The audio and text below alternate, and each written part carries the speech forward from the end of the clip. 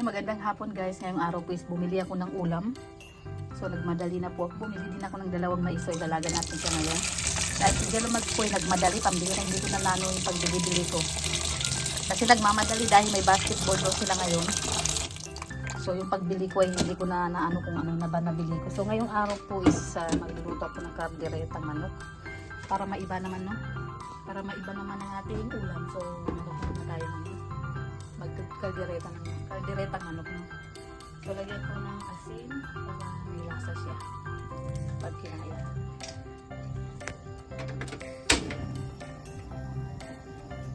Lalagay ko lang habang ito yung naghihiwa ng manok at mga lamas ng ating lulutuin. Hindi ko na namalayan, hindi na ako nakabili ng mga patatas, carrots guys. Dahil si Jello Mags ay nagmamadali. So manok lang. Manok lang ang ating lulutuin ngayon. Wala siyang sahog na kulay. So ayan, maggisa na po tayo. No? Ito na po ang ating manok na lulutuin. Siyempre ang paborito kong panggisa, kahoy na sandok. No? Ayaw ko ng mga ganito guys. Kasi naano yung ano. So ayan, igigisa na natin ang luya. Pero hindi ko mahawakan guys. Wait lang. So ayan, luya at saka bawang. Binagay ko na. Dito ko na siya lulutuin para mas maganda. Medyo malaki na. So may ano yan, may sili guys. Sili. May sili, masarap kasi manghang. So ayan, nakulo ng ating mais.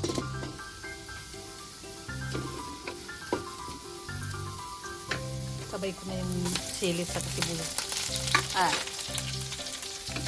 Matubig. Naan natin ang apoy. So ayan, itagyan ko konting tomato sauce.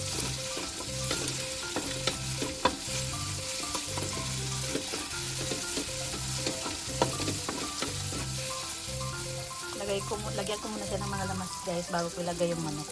So ayan, hindi ko na po naipakita mo kasi ang aking camera ito lang maghahawak. So lagyan na natin ng manok. Para masarap guys, kaya inano ko yung tomato sauce.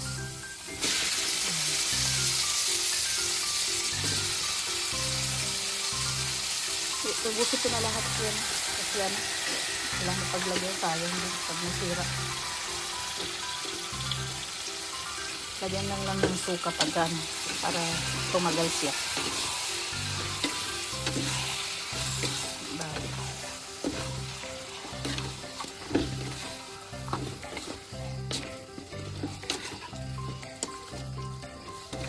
Tapos nabili kong manok guys, isa pa.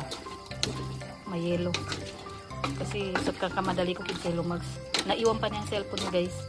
Yan, may favorite to. Sa hindi nakakaalam, favorite ko yan. Wait ng manok.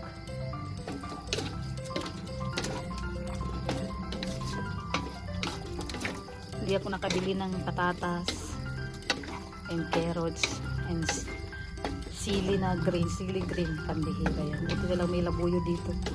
Kakamadali ko, sinundo pa ako, pambihira yan. So pati cellphone na iwan yun, halakasan natin ang apoy at takpan muna siya. Mamaya pakukuloy muna natin siya sa sarili niyang sabaw.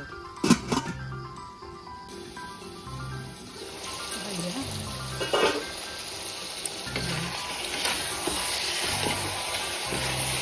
Dami siya sa sarili niyang sabaw.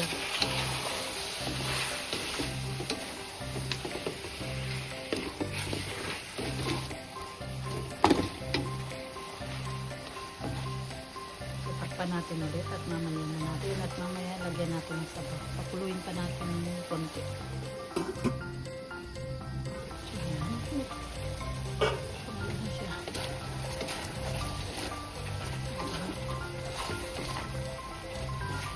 So ayan, maganda ito guys kasi yan sarili niyang sabaw. Hindi ko paligyan ng tubig.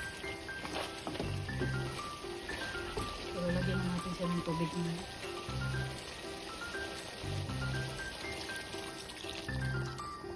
Para maluto. Kuluin lang natin. Lalagyan ko siya ng ketchup guys. Ayaw bumaba. Bumaba din.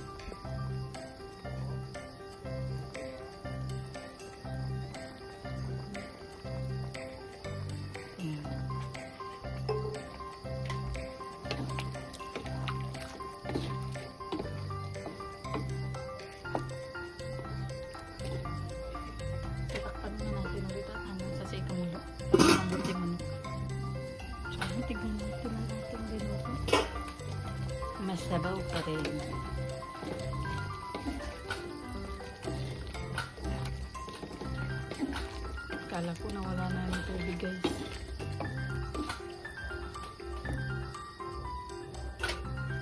Tukan natin ulit. So kaya tignan natin ulit. Tignan. Tikman ko lang yung pangalan.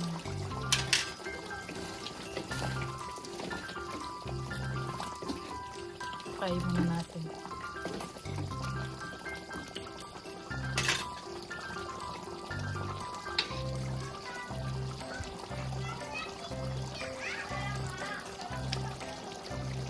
Kulang ng konting asin guys, so dadagdagan natin. Kulang ng anghang.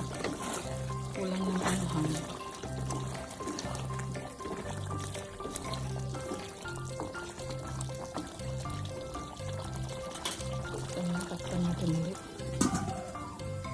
Luto na ang mais sa inyo. Mamaya yan lang kakainin ko tapos konting ulam guys. So ayan guys. Talagyan ko lang siya ng konting suka, no? Para di maano. Mapanis agad. Tapos na siya. Konti-konti na lang. Tawasan ko lang ng sabaw.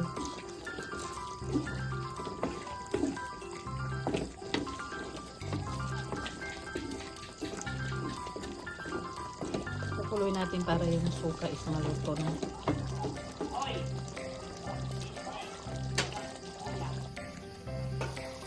So ayan, tapos na. At papainitin ko pa naman ito mamaya pagdating ni Jill. So i-open na natin. Para yung sabaw naman is minatira. Yan, thank you so much po and God bless po sa lahat ng manonood ng aking video. Ito lang po ang aking simpleng luto na kaldereta ng manok. No, walang ibang gulay kundi yan lang. Dahil sa kakamadali ko is hindi na ako nakabili ng patatas sa carrots. At pati sili green hindi ko rin nabili. So thank you so much po and God bless po sa inyong lahat.